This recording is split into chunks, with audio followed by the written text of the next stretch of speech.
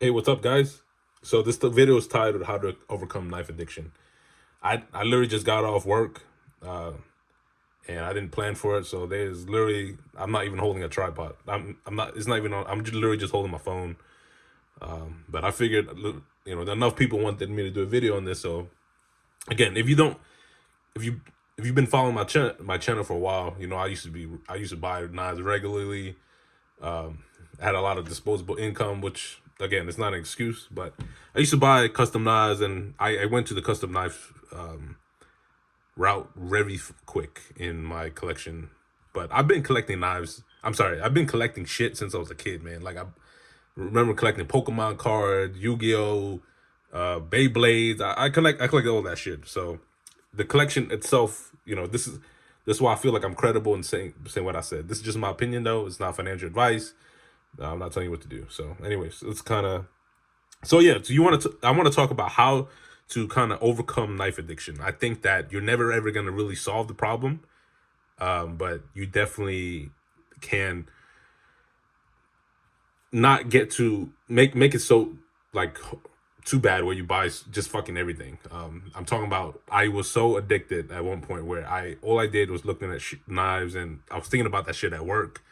And I was always spending time on forums, on social media, just looking up stuff, and I would never ever be happy. I'm telling you, it was crazy. It was like I'll buy $1,000 knife, unbox it, would happy for a second, and I would think to myself, subconsciously, I'd be like, why the fuck I'm not happy, So, anyways, so I have some notes here. I'm gonna talk a little bit of the fixed blades at first, then I'll talk about folders, right? So for fixed blades, I think it's pretty simple, right? I think that you just got to define, my tip is you got to know why you have a certain fixed blade, right? So like I, I think, like, for me, like, I have this Barker River Bravo 3, and this is my large chopper. It replaces an axe for me, right? Like, I've this is a recent acquisition. I've always felt like I was missing a big chopper. So this definitely, and it's tough, right? CPM 3V, and this definitely uh, solves that issue. This was always my bigger. This is like a hybrid, right? This is a very thick blade, so it's kind of a medium chopper, and it's good at what it does, which I use a lot for bushcraft.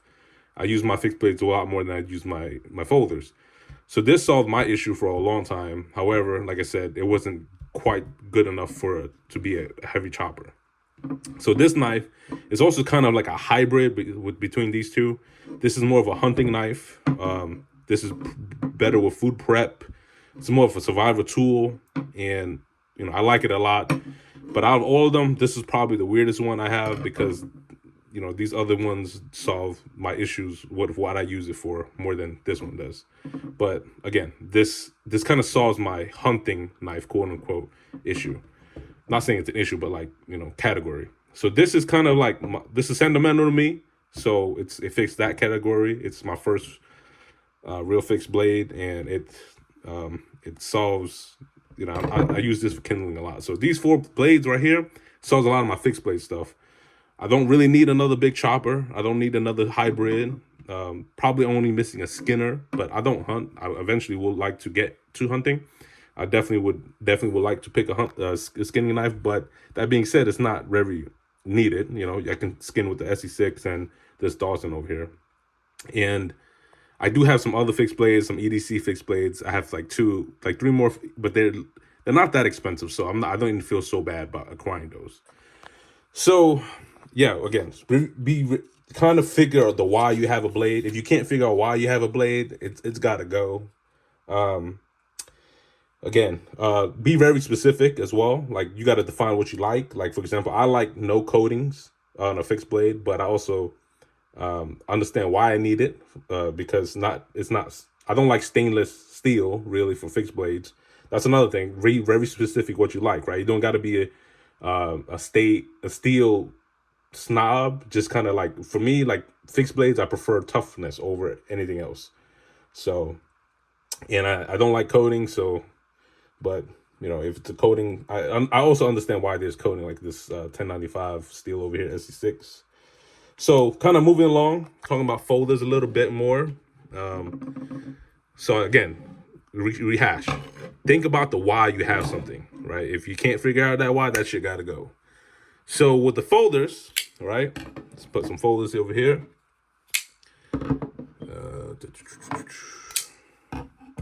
I think with folders is a little difficult because it's so easy to get sucked into folders, right? Like I think the only way you can solve this issue, first of all, again, let me kind of go backwards. You gotta admit that you have an issue. If you don't admit it, you think you're like super rich. You know, unless you're Elon Musk, you shouldn't be. There's no fucking way we're gonna buy all the knives that's possible. It's not possible. You know what I mean? Like unless you're Elon Musk. But then again, you know, if you're that rich, you're not spending time on fucking blade forums looking at pocket knives. You're working on your business, whatever, right?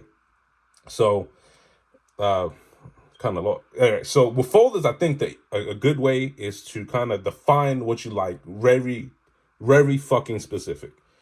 For example, type of deployment, the materials you like, colors, country of origin, brand, whether you like custom versus production. Be very specific. Again, kind of go back to that the fixed blade. I love for folders. I like stainless over toughness. I don't give a shit really about toughness. I really care more about stainless. Obviously, if I can get both, it'd be amazing, like Magna Cut. I definitely don't like coated blades for folders. So, all right, so kind of just, again, being very specific. For me, my type of deployment I like is I like flippers. You know, it took time for me to kind of define that. I do like flippers / another deployment method, like a thumb stud or a blade hole, but flipper only is fine for me, right? Colors, I like bright colors. I like shiny shit. I don't like very tactical looking stuff. Materials, I'm not very like titanium snob, man. Like I don't care if it's G10, like card or whatever, as long as I like it. So I'm not very, for me, that's not very specific, right? Country origin, I don't really care. It's from China, it's from Japan, whatever. But obviously, like I'm rooting for the home team. I'm from America. I'm born in America. But so what I've noticed that a lot of the Chinese makers, man, they listen to the customers a lot more. Brand, I'm not brand loyal. I really don't give a fuck. I don't owe any of these motherfuckers anything. I think that, but if you can define that, you know, like that's fine. Like I know Steve from Scotch and Things, he loves Striders. He's very brand loyal. And then I think Dave from Sawtooth Dave, he really likes like overbuilt folders. So again, define custom versus production. I went the custom route. Like I went from production to custom, and then I went back because to me, custom isn't really worth the price. They don't wow me. They never made me super happy. And yeah, I'm now back into like, don't get me wrong, I like custom knives, but production is where it's at for me as of right now, right? Be very super specific. Obviously, you're going to have some knives where you're like, it's going to break the rules a little bit. So flipper, flipper, flipper. Here's a knife that broke the rules for me. It's, you know, a little bit because it's colorful. A little bit. It's colorful. It's not a flipper. But this is like, I love these colors, man. There's stainless, you know. But this is 3V. This is not stainless. But kind of, you're going to have some knives that you're going to like break the rules a little bit. For me, like I found out I really like a fucking Benchmade axis lock. I wouldn't have known if I didn't try this. So that's something for me to note. This Spyderco, I really love everything about this Spyderco besides from the fact that it's not a frame lock. And this is kind of 50-50 for me. This is also kind of 50-50 for me, even though it's a flipper. It doesn't fit all the criteria because it looks very tactical. Also, you want to be more, defined. I don't really like Tontos. So, yeah. But I'm definitely keeping this one. I'm keeping this one. It'll probably never be for sale. I'm keeping this one. This one, I'm not really sure. I'm 50-50, 75, 25. I don't fucking know. Like this, I like everything about this knife besides the fact that it looks tactical and I'm not really an overbuilt folder anymore type of person. So this might have to go. I'm not sure yet. So in case you're still kind of like, you're still wondering, like, it's not, whatever I just fucking said is not helpful.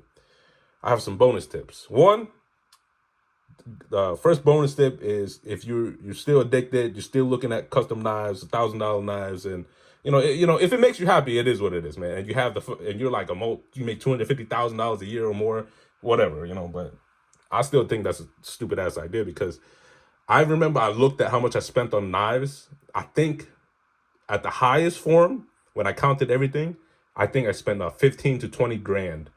That is crazy, man. That even if you made 250,000, right? 200K or something like that. That is what almost 10% gross. Ridiculous. Anyways, all right. So bonus tip number one: go to Home Depot, walk around, look at how much fridge, washer, and dryer. Look how much those cost. You be fucking you. I think you would think twice if you notice your fucking custom folder costs as much as a washer, a dryer, a fridge, two fridges. It's just think about that for a second, right? That made me question. I was like, whoa, why the fuck am I buying considering buying a $1,200 knife? Bonus tip number two: go to your favorite maker's IG, social media, whatever the hell you want to call it, and look at their lifestyle. And just want to let you know, if you're a certain brand, you're a fanboy of a certain brand, and they're like posting flashy shit, guess who is funding that? You are. You know, I was looking at some YouTuber. He had like 15 microtech knives, dude, or a $2,000 or a $6,000 Morpheon custom like that. You just funded this dude's new, like, I don't know, whatever. I don't. Again, I don't want to talk about any specific brand. Just make sure you go check it out. If they're like very flashy, you funding that shit, right? All right. Tip number three: stop watching YouTube videos, which is kind of funny because this is a YouTube video. You gotta understand, some channels get shit for free to review and stuff like that, and some don't. So really depends. And then I would say get off social media for a bit, right? I got off social media for almost half a year or more. You understand, like, social media, if you're selling a product, social media is amazing. But if you're a consumer, social media is horrible for you because there's so much shit to look at that you want to buy. I'm telling you, it is kind of ridiculous. So, again, go back. You got to admit that you have a problem, right? And if you don't admit it, whatever, I can't help you. Or you can't help yourself. And understand that you're probably not going to solve it entirely. But as long as you're only focusing on what you really like, you don't want to buy some shit that you regret. For example, I bought this fake of limited edition Benchmade. I regret it because, like, I can't carry this knife just because I feel like it's unsafe. But I use this knife. Obviously, you can see the scratches and whatnot. But I don't feel so bad because this was like $20. If I bought which has happened to me, by the way, I bought $1,000 knife and I regret it later, and I can't sell that shit quick. Man, for some reason start fucking with you. So like socially, like social emotionally, right? You start thinking about, like, why the hell, start things. I don't know. But yeah, like, you don't want to regret your purchases. Be very specific with what you like. Go ahead and look at those stuff only. And if you want to, like, really curious about something, like for me, like, it took me years before I was able to handle a Benchmade access lock, but I thought about it for so long that, I figured, shit, let me just try it. This is definitely almost fit everything besides that it doesn't have a flipper for me. So yeah, that's all I got to say, guys. Good luck. Understand that, this is supposed to be an enjoyment hobby. It isn't supposed to bring you it shouldn't give you any type of suffering. It should just be a hobby, and that's what it is, man. Like, anyways, have a good one.